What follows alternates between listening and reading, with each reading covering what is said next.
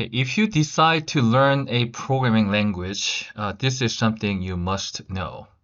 IDE, Integrated Development Environment. Let's say you learn Java or Python or C++. What we do is we try to communicate with the computer. Okay? And then obviously computers cannot understand the human language. Well, eventually AI, the artificial intelligence would understand human language. Actually, let me take that back. There are some software that translate human language into computer programming language. So in near future, actually, we can just talk to computer using human language. But anyways, that's kind of against what we are talking about now. So when you learn a programming language, okay, again, we are trying to communicate with the computer. Okay? And in that process, we have to use the language that can be understood by computer. Okay? And so Java or Python or C++, whatever languages you are trying to learn, okay, those languages can be understood by computers. But there's actually one more step. Okay? We use those languages and computer have to compile that programming languages written by a programmer, okay, to understand. Okay? So uh, like in short, I mean, there are many important things you need to know if you go deeper. But at this point, one thing you have to understand is we are going to use IDE, an IDE, integrated development environment, and it will basically help you build application, software application. Okay, and and so this IDE, okay, so again, I kind of mentioned this before. Whenever you try to communicate with computer, okay, we're using the computer programming languages, but that actually need to still translate it, or in other words, compiled, okay, for computers to understand. So this IDE actually will compile your programming language that you're going to use. And at the same time, okay, it will actually provide common tools you need to understand, I mean, you need to use to develop any programs. Okay, so sometimes, often, it offers features such as compiling your programs, okay, and then debugging, which is it will find the bug or any errors. Uh, in the compiling, like you basically find there's any errors. If there's any errors, it basically stops. And this IDE will actually tell you what the matter is, okay, what that error is about. And also, it will do the debugging. Okay, sometimes because of some infinite loop in your program, it's not going to really complete the task. It will stop. I mean, it will not stop, but like it basically doesn't get completed. Okay, and then this IDE usually find where that happens. Okay, and also it works as a compiler and editor. Like whenever you program, it will help you edit your program. So most popular IDE I would say is Microsoft Visual Studio. Okay. So now actually this is free for like students and general usage. So this is one of the most popular IDE. Okay. And uh, typically it covers literally all the programming languages out there. So it's really good.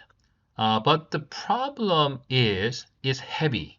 And whenever we say heavy in like computer programming, it basically takes a lot of spaces on your hard drive. and it takes a lot of memories, and it takes a lot of resources from your computer. So if you are true serious computer programmers, you will eventually use Visual Studio. Okay, but if you are learning new languages, maybe you don't have to, because usually, typically, Micro Visual Studio, even if you pick a few features, like say you select features for C++, Java, Python, and like mobile the development applications, it's usually like 10 gigabyte. That's a lot. Okay. And then because this is heavy, and Microsoft actually came up with like VS Code, Visual Studio Code. So this is another IDE, but this one is a little like lighter compared to Microsoft Visual Studio. Okay? But then again, it's still heavy. So if you just decided to learn either Java or Python, I would recommend you to use jGRASP. It's a popular development environment. Okay, and then this one is really light. Once you install it, it's probably about like 120, 130 megabyte. Okay, and yes, it's not as powerful as other IDEs I mentioned, but this thing does the job. Okay, so I'm going to go to jGRASP. Okay, and it will give you some information, background information, and then like you can download jGRASP from this website. So jgrasp.org. I'll go to download, and I'm going to pick jgrasp.exe because I'm using Windows 11.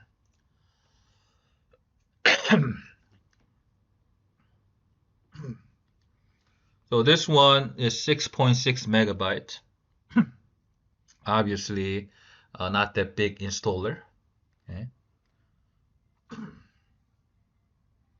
And it's done. So I'm going to do this.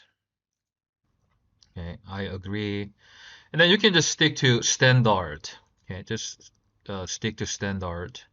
Next, and next, and next.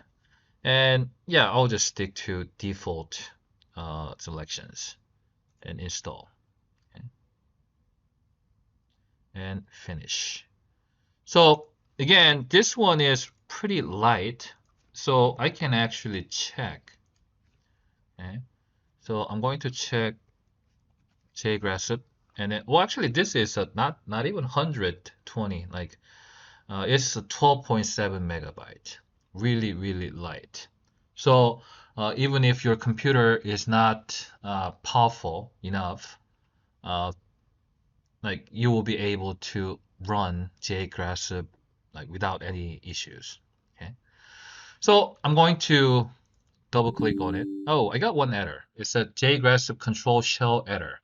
Unable to locate a Java executable. Java 6 or higher must be installed to run jGRASP.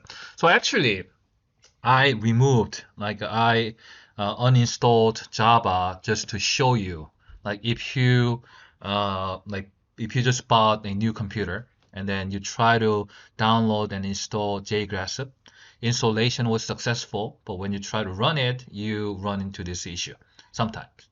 Okay, so in that case, it's simple. You can simply install Java Development Kit. Okay, so to do that, what I'm going to do, I'm going to go to Java download. Then usually you will go to the Oracle's website. Okay, so java.com, Java Oracle. Well, actually, like there's a java.com or oracle.com. Either way is fine. Okay, so this one's from oracle.com. Java 18 and Java 17 available now. I'll stick to Java 18 because my computer's pretty new, so I'm going to stick to Java 18. Sometimes you want to settle like a second best, not because your computer is not powerful enough. Sometimes some people want to settle with a little more stable version. So Java 17 came a few years later. So in the Java 18, like came obviously came out after Java 17. So uh, I mean, it's natural for us to say Java 17 is more stable than Java 18. Okay, but again, like it's totally up to you. But I'll just download Java 18, Windows, and I'll just get installer. Okay.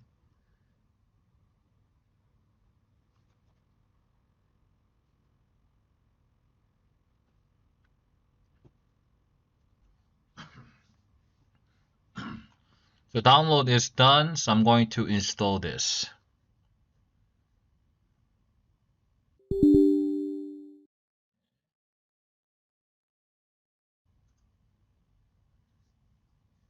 And if you don't know what to do, usually just stick with whatever default value it has. Okay. All right, so Java Kit JDK, Java Development Kit has been installed. I'm going to open jGRASP. Now I didn't get any error, and I could like successfully open this. Okay, and one thing I can do now, okay, jGRASP.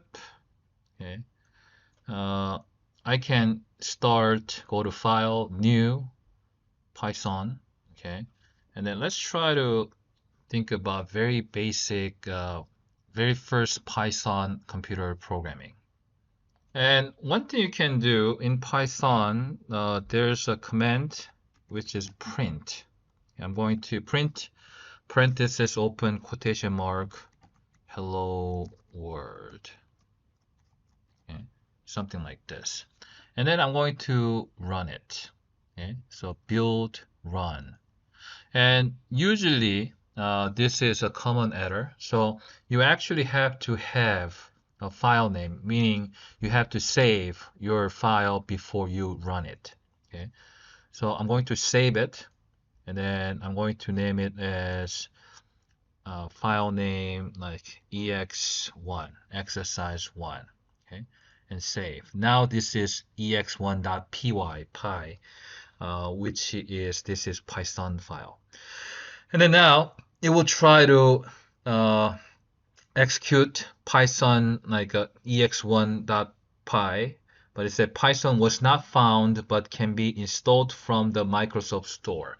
So this is a typical error, okay, meaning usually you have to like declare a pathway for the where Python is located. So the easiest way to do it is I'm going to copy this link, and then I'll go to that link. Okay. And this is, I'm going to go to that. And you can go to open Microsoft Store and download and install it.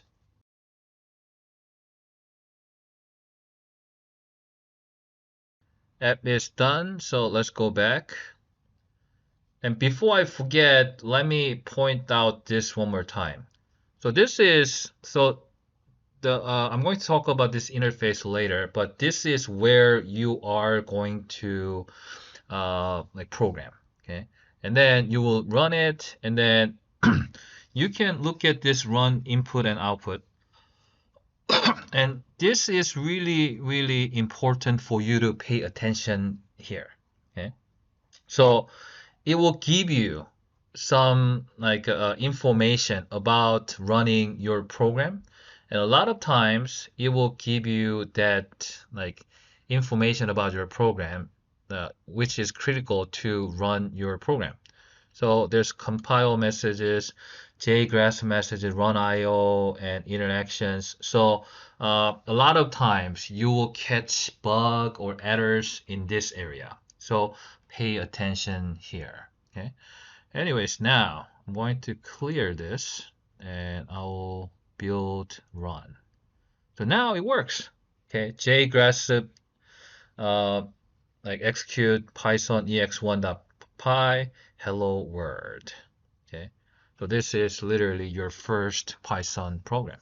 Okay, so print is command.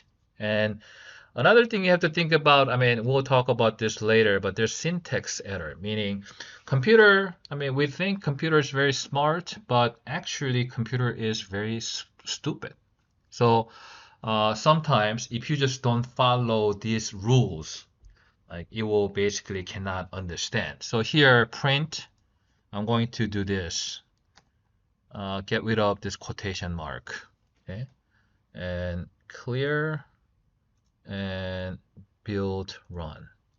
Okay, so here it will give you this syntax error, invalid syntax. Perhaps you forgot a comma. So this is like a true beauty of using IDE. Okay, so here print without quotation mark, actually computer doesn't understand. Okay, so basically I'm trying to tell computer, okay, print, or in other words, display the output of hello world, but I didn't put quotation mark, and then basically computer, yeah, stupid, and stupid, so like complains, oh, I don't understand what it is. And then it actually give you this, meaning I can understand print, parentheses open and close, but inside I don't understand. And then it will tell you this is syntax error, and then invalid syntax, perhaps you forgot a comma. Again, then, oops, you can put comma back in, okay, and all clear, and project run. Hello world, it works fine. All right, this is how you install jGRASP and kind of run Python for the first time.